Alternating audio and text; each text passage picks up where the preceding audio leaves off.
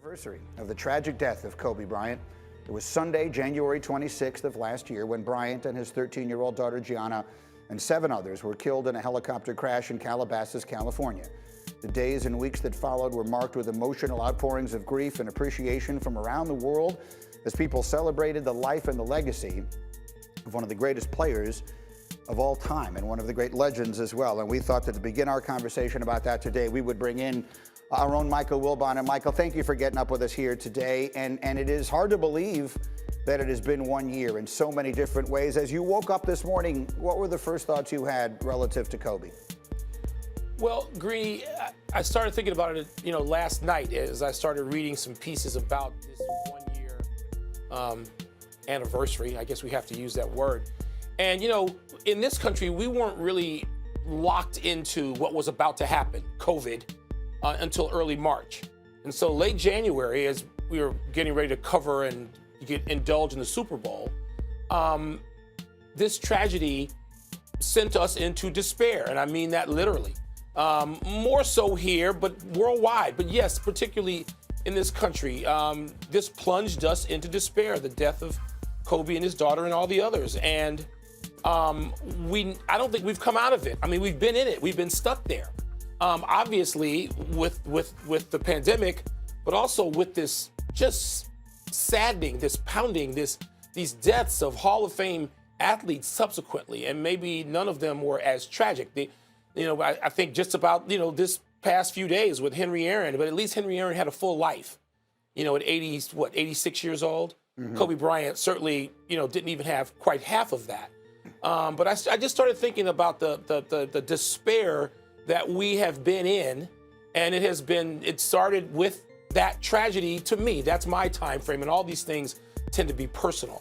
And so I've thought about that. I try to think of some happier thoughts, but I was really struck, and it resonated with me, what LeBron and Anthony Davis were talking about, and other Lakers, but particularly them, saying they didn't want to have just public commemorations all the time. And obviously this stays with them, and they are shaken by it still a full year later. And I thought that too. I mean, I know we're going to talk about it. That's our jobs to talk about it, but we are still in despair. People are still mourning. And so I don't know quite how you handle it, but LeBron and Anthony Davis and their sentiments resonated with me. Yeah, no question. A lot of people are still having a difficult time with it, and I agree with you that it did set off a year unlike any that we've ever experienced before. But one of the things we can do a year later is try and smile in remembering him. What is a story about Kobe Bryant that you think of that always makes you smile? There are a few, but one of them, and I talked about it a lot last year in real time, is that people saw Michael Jordan in tears and just so emotionally overwrought. And speaking at one of the memorials for Kobe Bryant, and Michael rarely does that sort of thing publicly. And people just didn't understand the kind of relationship they had. I got a glimpse, because some of that played out here in Washington when Michael was with the Wizards, as both an executive and a player. And when I went to a Lakers game, Kobe, knowing that I had a relationship for a long time with Michael, if he had a big game, 40, 45 points, a triple-double, who knows, when the media is lined up outside the locker room, Kobe would often just drift over if he saw me, and I'd get an elbow in the ribs, and he'd lean over when nobody else could hear and just say, "How would the old man have done tonight? How would your boy have done tonight? Would the old man have been able to beat them tonight? Would he have been able to beat whoever fill in the blank?" And it was just so, and it was, I asked him, I said, "Look, can I talk about this on the air now or write about it?" And he said, people aren't going to understand. They're going to take it the wrong way. And he was probably right. I knew how he meant it. I knew of the relationship, but it was so funny. This would happen periodically, over the years. How would the old man have done? And, people handle these things differently, but Kobe had such fun with it. And there was such a reverence, not just a friendship, a reverence for his basketball idol.